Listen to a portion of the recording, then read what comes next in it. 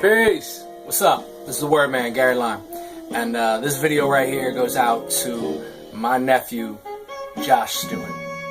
And Josh, what up? It's Uncle G. And sending this out to you for a particular reason. I was talking to you on Saturday. You hit me up on the text talking about, oh, I'm at Toys R Us. I bought this cool stuff. Hopefully you bought something cool for me. You know, just putting it out there. I hope so. If not, hope you can, you turn your way back there. But you were like, yo, you find something cool, hit me up, let me know. And I at the time was at Academy Records, spending more money on DVDs as usual. And so I was there and I was like, you know what? Everybody knows that I'm the big movie guy. And I was like, you know what? I should get some cool movies for my nephew. I should help my nephew with his film knowledge, since I seem to be someone who knows every movie ever. So I had an extra $20. Took that $20 right over to Academy Records clearance section. Figured it's nice, right? Nice little horn stab. That's Jorge Lopez Ruiz, by the way, in case you're curious, because you should be. But I went over. I took a $20 bill. I went right over to the DVD clearance section, and I was like, "Let's see if we can find 7 dope movies to send my nephew." And guess what? We did. Let's see what those movies are. We got you, Carrie. That's right, the original Brian De Palma Carrie, not that remake nonsense they make for you little millennial kids. I ain't got time for that. Brian De Palma original, Sissy Spacek, crazy Piper Laurie, an insanely young John Travolta. It's like weird looking at him being that young, but it is what it is. And it's an amazing movie. It's one of the greatest horror movies of all time. It's crazy. It's crazy. I figured a young man in high school, you should watch it, And it's just, seldom is there a movie I root more for the monster than this one, because, let's face it, she ain't the monster in the movie until she's the monster. And then when she's the monster in the movie, them other monsters get it. This makes me feel very good about high school. But yeah, this will help you. If you haven't seen it, I don't know what you're doing. I mean, especially, you gotta see it. We got you, Stagecoach. Now, I know you're not necessarily the greatest Western fan because, I don't know why, but you should be.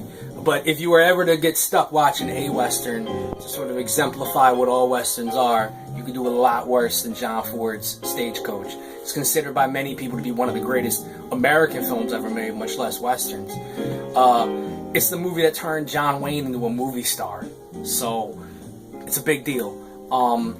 I can't even begin to tell you the number of innovations that are in the movie. The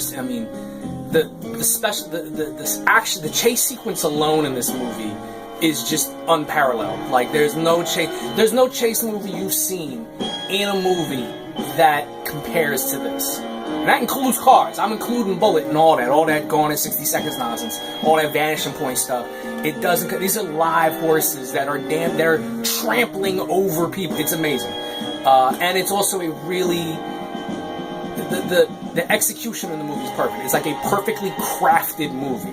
I always joke and compare movies to cars, because comparing movies to actual automobiles, not the movie cars. But if you were to compare, like, a well-made movie is like a well-made car. It'll run so long as you put gas in it, And this, as long as you hit play, it'll always be good. And it's an amazing film.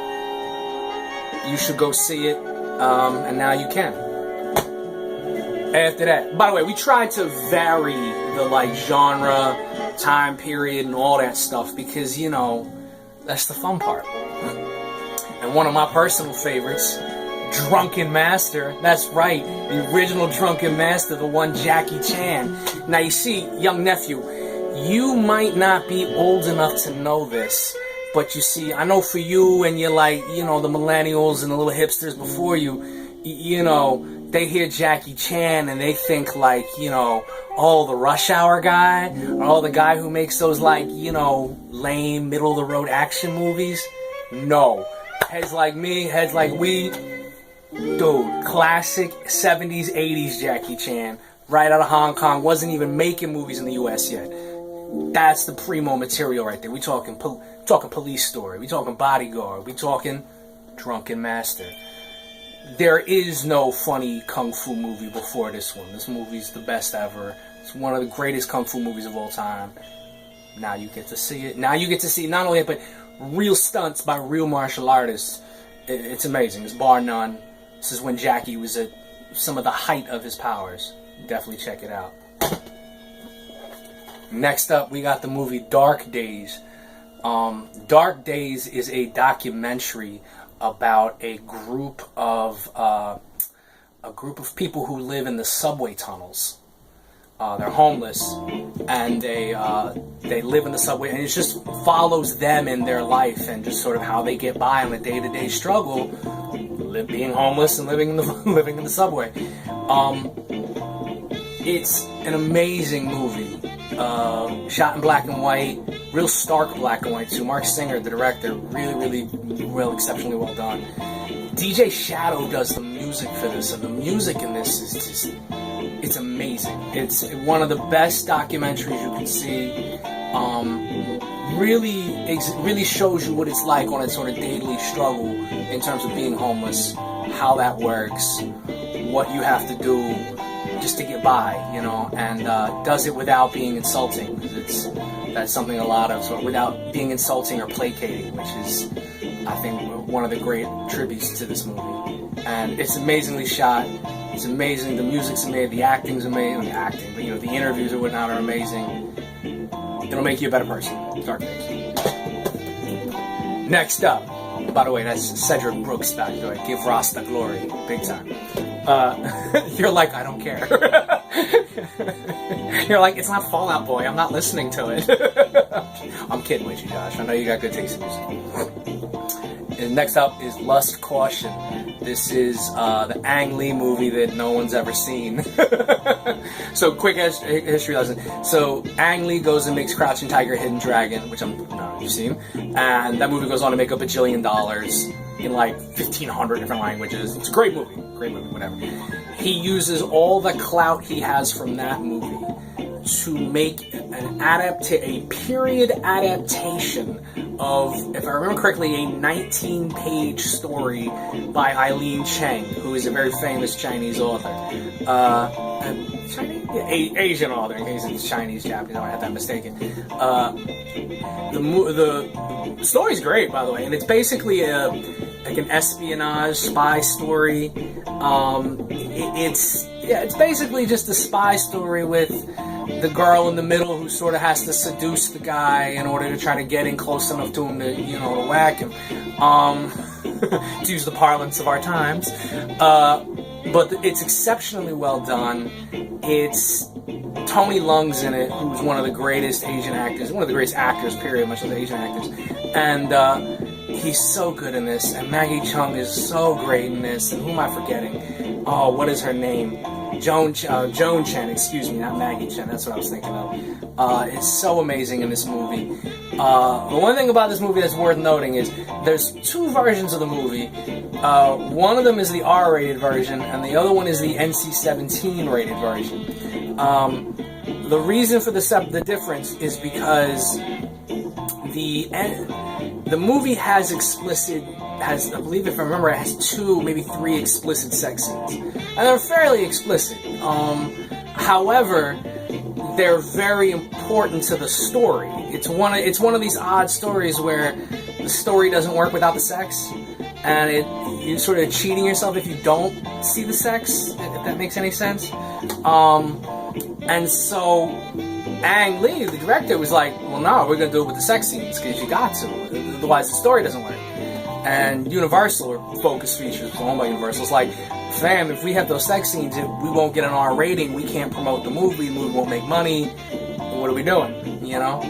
But, so they ended up putting out 2 different versions of the movie, that way, like, you know, you could see it or whatever. However, I've seen both versions, and the R-rated version just doesn't work, because it doesn't have those scenes, and, like, the scenes aren't gratuitous, you know, they're not gratuitous, they're not, you know, they're not just showing titty for the sake of showing titty. They're exceptionally well done, and you need them for the story. So I got you the NC-17 version. Plus, like, you know, I'm the uncle. I'm not supposed to get you the safe stuff. That's what your mom and your grandma are for. You know what I mean? Let them get you the safe stuff, you know? Let Uncle G be the one who buys you beer, you know? But that said, it is an exceptional movie. And plus, you know, I mean, you're in high school. I'm sure there's nothing about sex in a movie can't tell you that you don't already know, you know? At least from what I'm assuming. Excellent movie. Go see it. Now you can. That's right.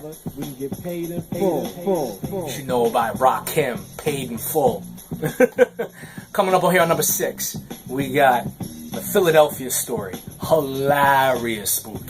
So, the way this breaks down, Katharine Hepburn, who you see in the middle here, used to be married to Cary Grant. And Katharine Hepburn, by the way, is this big fancy socialite. She used to be married to Cary Grant. Now she's getting married to this other dude whose name, I don't remember, but it's the dude here with the mustache. That guy. And he, Jimmy Stewart's character is a newspaper man who's covering the story, sort of like a social newspaper thing. Kind of like what Vanity Fair would do now. And in the process, she kind of has this whole, like, doubts about who she's going to marry, and if she's going to marry him, and whatnot, and what so. Classic, I guess you call it, yeah, screwball comedy. Classic screwball comedy. It's 3 actors at the height of their game. It's a George Cukor movie, who's just brilliant at this. I mean, you can't make a better movie than him. And it's stupid funny. Just so great. It's fast, it's smart, and it's awesome. So, and it's the kind of comedies they don't make anymore. Now, all comedies they made are based on someone making a goofy face or a really poorly played situation. And this is good because the setup is where the comedy's from, and it just builds on top and builds on top with great characters and great performances.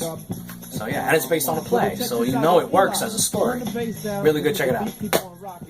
And last but not least, of course, yo, what happened to peace? Peace. You know, Paid in Full, baby.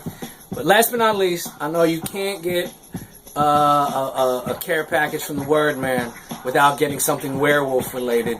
And we were at an even $18 going, what am I going to do with this extra $2 since I promised myself I'd spend $20 on the nephew?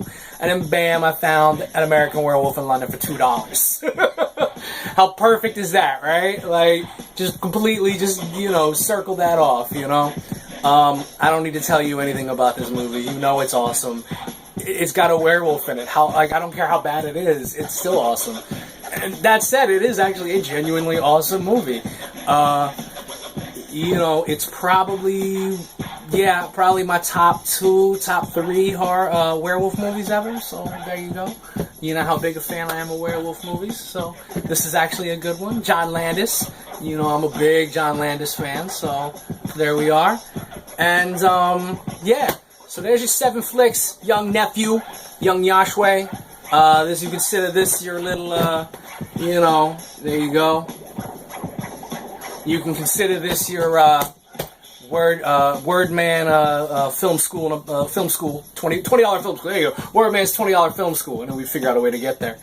And I hope you like, and I hope you enjoy. Keep doing good in school. And peace.